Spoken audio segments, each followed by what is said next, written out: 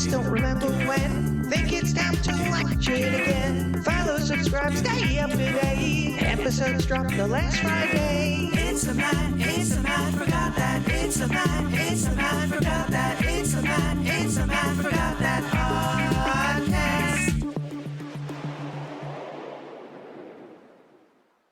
Welcome to the Matt Watch That podcast, the place for reviews, rants, and randomness. I'm your host, Matt Seroski, filmmaker, film fan.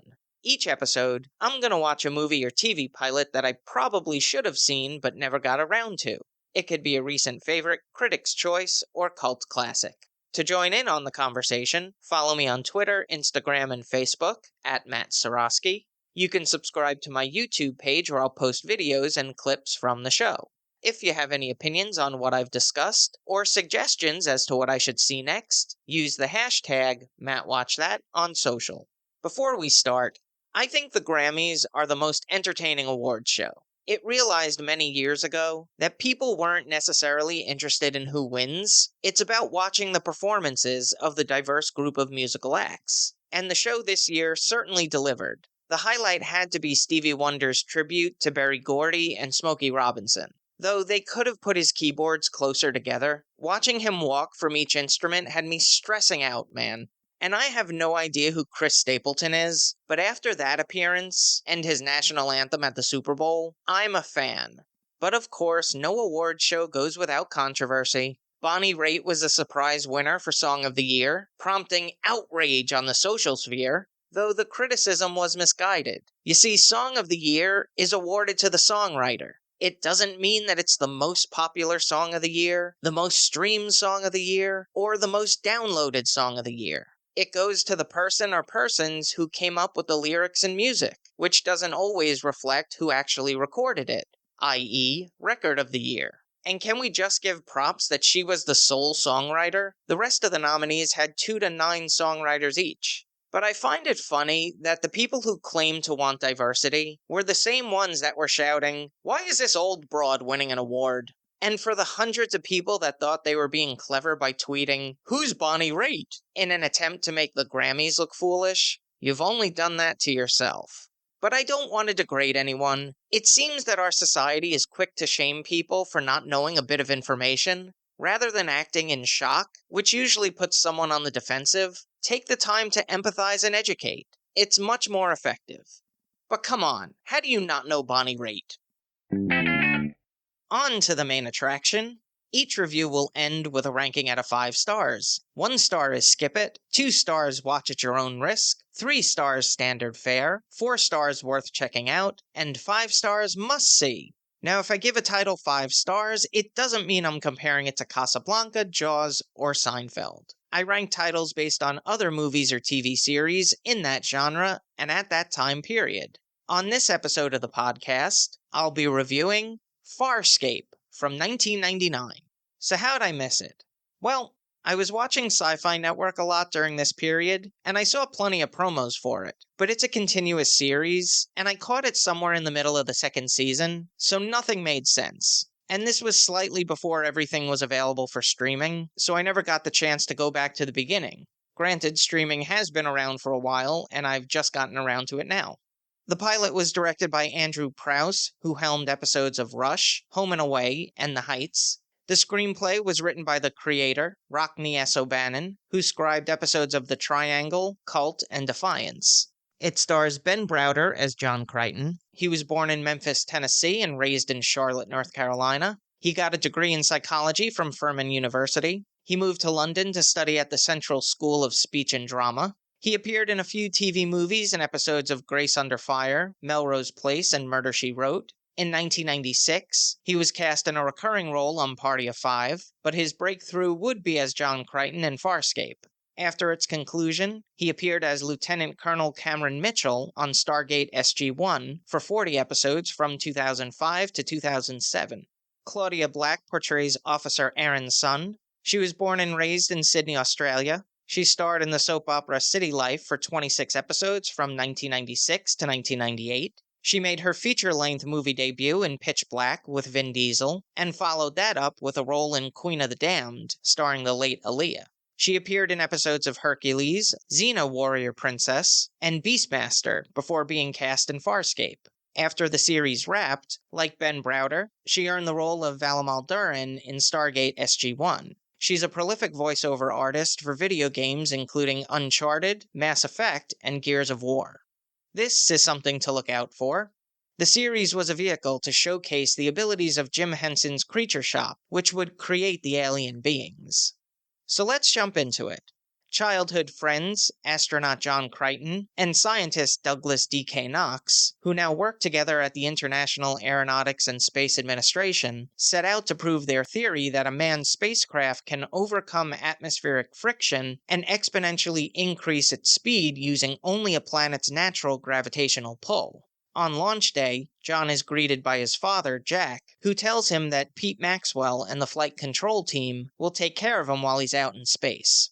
Before entering the Farscape 1 pod, Jack presents his son with a puzzle ring as a good luck charm, which was given to him by Yuri Gagarin, a Soviet astronaut and first man to travel into space. Commander John Crichton will be piloting a craft that he designed, and attempt to use the Earth's gravity as a speed booster, which will catapult him into space at record speeds. If successful, it would be the first step toward interstellar travel. After launch, DK at the flight control room informs John that meteorology reports some kind of electromagnetic wave, and they soon lose contact with the spacecraft. He can no longer hear their instructions to abort the mission. John unknowingly heads into a wormhole, which has transported him to an unknown part of the universe. Upon exit, his ship gets intercepted by a larger craft, which houses a group of escaped prisoners.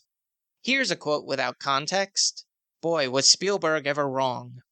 Farscape was an interesting concept and entertaining pilot. I haven't seen Ben Browder in much, but he portrays John Crichton as a working-class guy who makes jokes and pop culture references, much different than past commanders or captains, such as Kirk.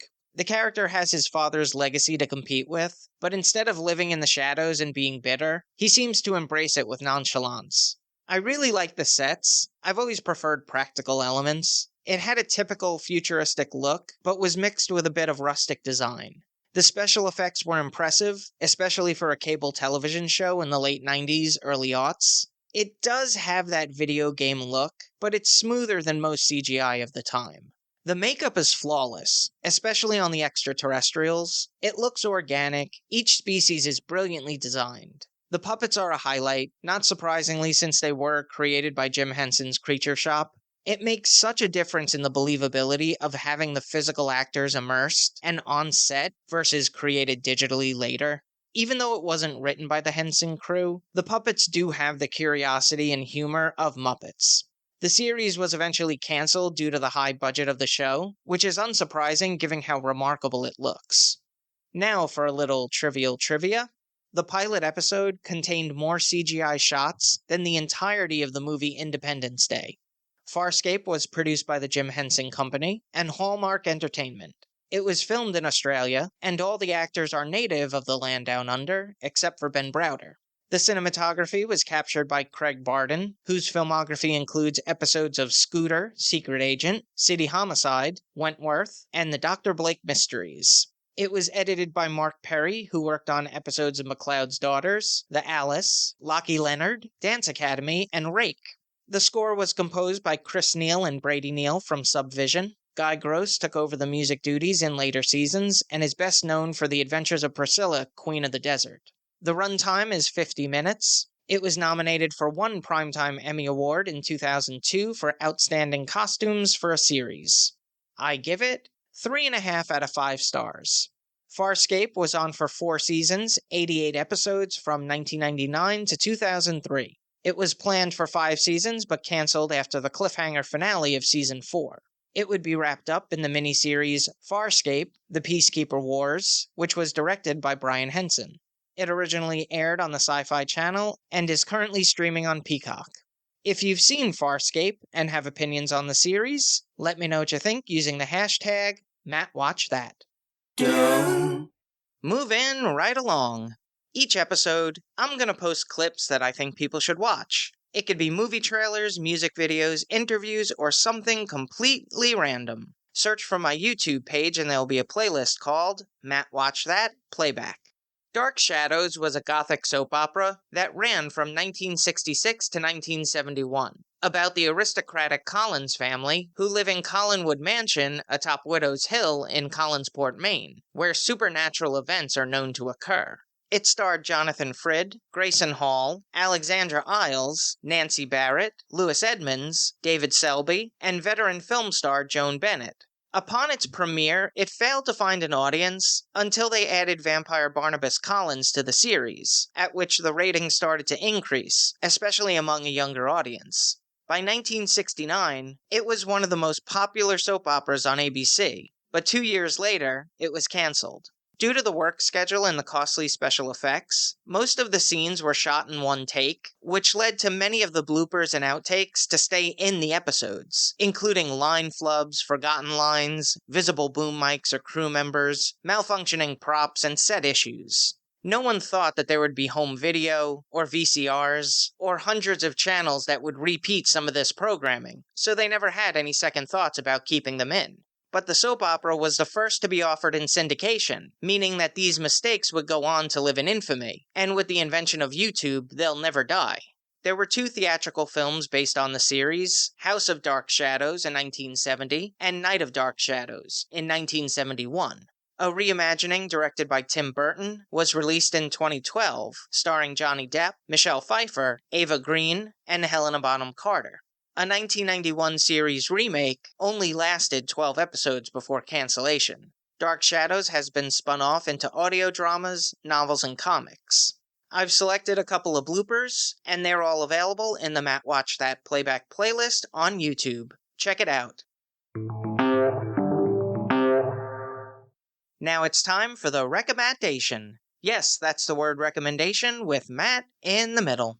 I'm going to end each podcast with my own recommendation of a movie or TV series. Today I'm talking about Perfect Bid, The Contestant Who Knew Too Much. It's a documentary by filmmaker C.J. Wallace that tells the story of Ted Slauson, a math teacher who memorized the prices of the products featured on The Price is Right to help contestants make the perfect bid, which would result in a cash bonus in Contestants Row and a double showcase win in the Showcase Showdown. On an episode in 2008, contestant Terry Neese was called to come on down, and with the assistance of Ted, was able to make the perfect bid of $23,743, resulting in $56,437 worth of prizes.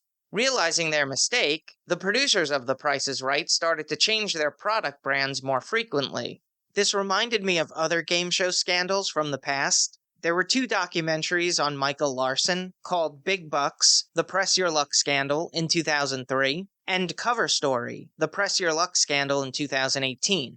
For those unfamiliar with that program, Press Your Luck was a game show where you answer questions to earn spins, and in the next round, you play against the big board, which has cash and prizes, and whammies that will take all your earnings. While between jobs, Michael started watching game shows. He used his VCR to record episodes of Press Your Luck, and realized there was a pattern to the quote-unquote randomizer that lit up the different boxes. He also noticed that there were 2 squares that didn't have any whammies, one of which was worth $3,000 to $5,000 in the second big board round.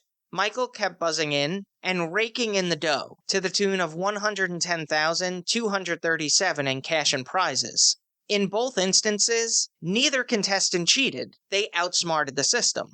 Unlike the 1950s game show scandals, where producers would give certain contestants the answers to prearranged outcomes to improve ratings, most notably 21 and the $64,000 question.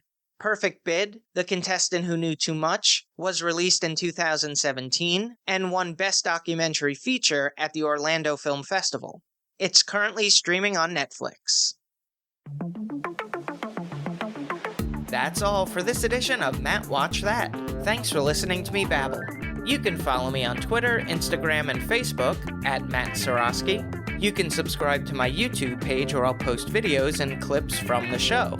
If you have any opinions on what I've discussed or suggestions as to what movie or TV pilot I should see, use the hashtag MattWatchThat on social. Head over to mattseroski.com for the latest news and updates, and come back next time for the reviews, rants, and randomness.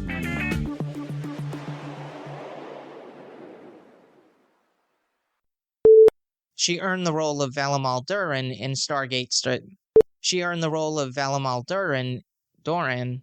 She earned the role of Valamala.